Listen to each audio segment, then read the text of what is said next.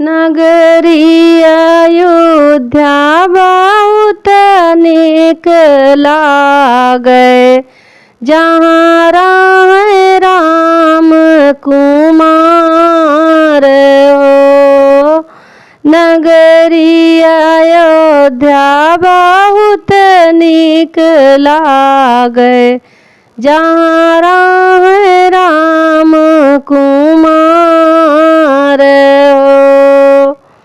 काऊ चढ़त शिव गरजत आवे, काऊ चढ़े भगवान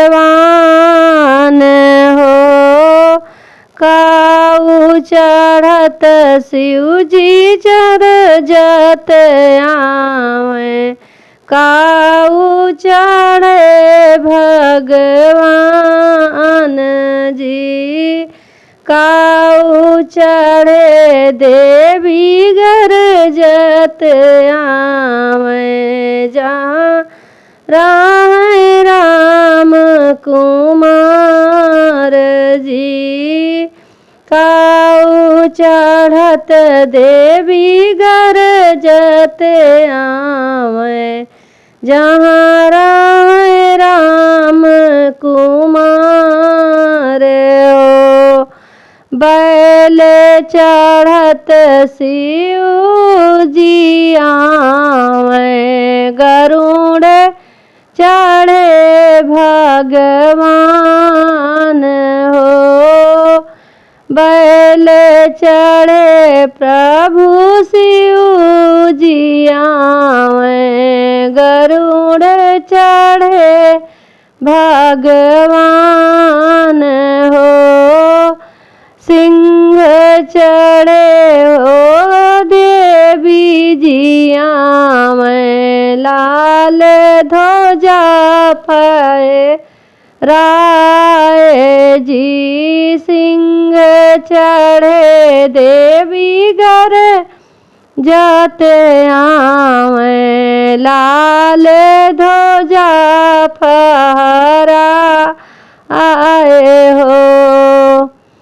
नरसिंह चढ़े देवी गरजत आवे, लाल ध्वजा फहराए जी।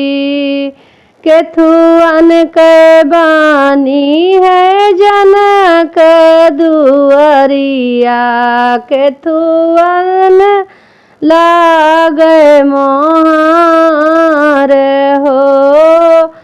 केथुअन के बट राजा जनक नगरिया, केथुअन के लागे ओहार जी।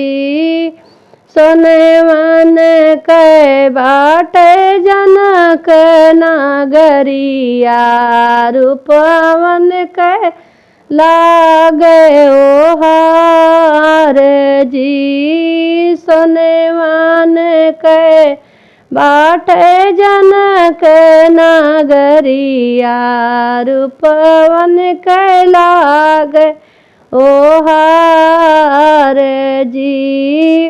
वही रे नगरिया में पहुँचे राम लक्ष्मण होत, देव सारत बिया जी। वही रे नगरिया में पहुँचे राम लक्ष्मण, सारी रात होत बिया जी।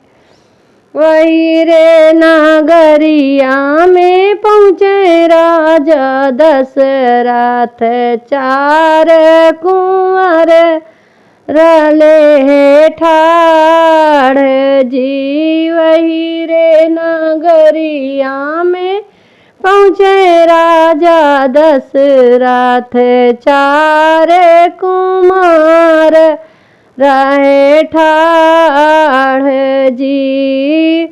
सोनेवान कै बाटी सीता रानियवा, जकरे द्वारे हथिया हो रहा है झूमत हो सने माने कै बाटी सीता रानिया बाटी हाथियरा है झूमत हो।